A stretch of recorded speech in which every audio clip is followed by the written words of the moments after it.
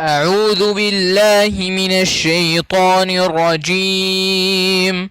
بسم الله الرحمن الرحيم. إذا السماء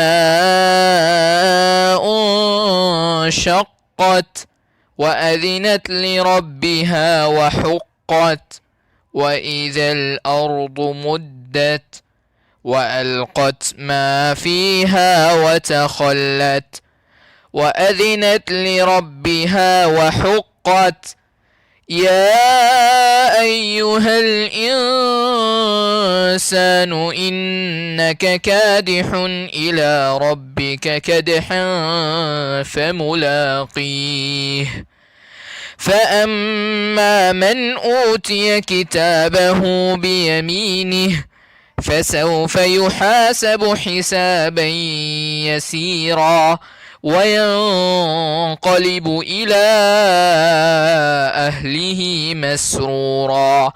وأما من أوتي كتابه وراء ظهره فسوف يدعو ثبورا ويصلى سعيرا. إنه كان في أهله مسرورا.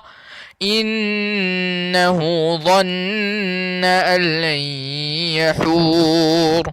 بلى إن ربه كان به بصيرا. فلا أقسم بالشفق والليل وما وسق والقمر إذا اتسق لتركبن طبقا عن طبق فما لهم لا يؤمنون.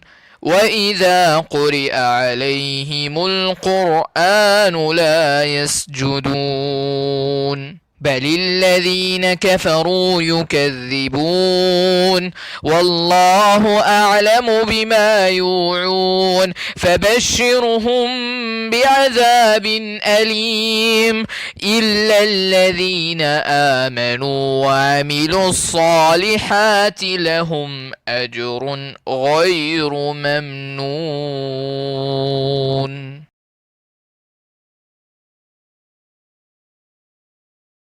When the sky is rent asunder, and listens to and obeys its Lord, and it must do so. And when the earth has been extended, and has cast out all that was in it and became empty, and listens to and obeys its Lord, and it must do so. O mankind, indeed you are laboring toward your Lord with great exertion, and will meet it. Then he who is given his record in his right hand, he will be judged with an easy account and will return to his family in joy. But he who is given his record behind his back, he will cry out for destruction, and he will enter a blazing fire. Verily, he was among his people in joy. Indeed, he had thought he would never return to Allah. But yes, indeed, his Lord was ever of him seeing. So I swear by the twilight glow, the night and its homing, and the moon in her fullness, that you will surely experience state after state. What is the matter with them, that they believe not? And when the Quran is recited to them,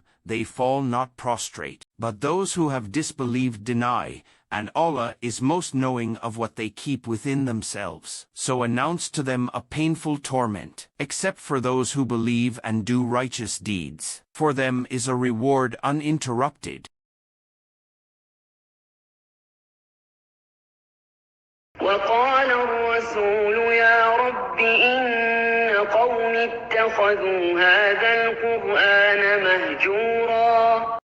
And the messenger has said, O my Lord, indeed my people have taken this Quran as a thing abandoned.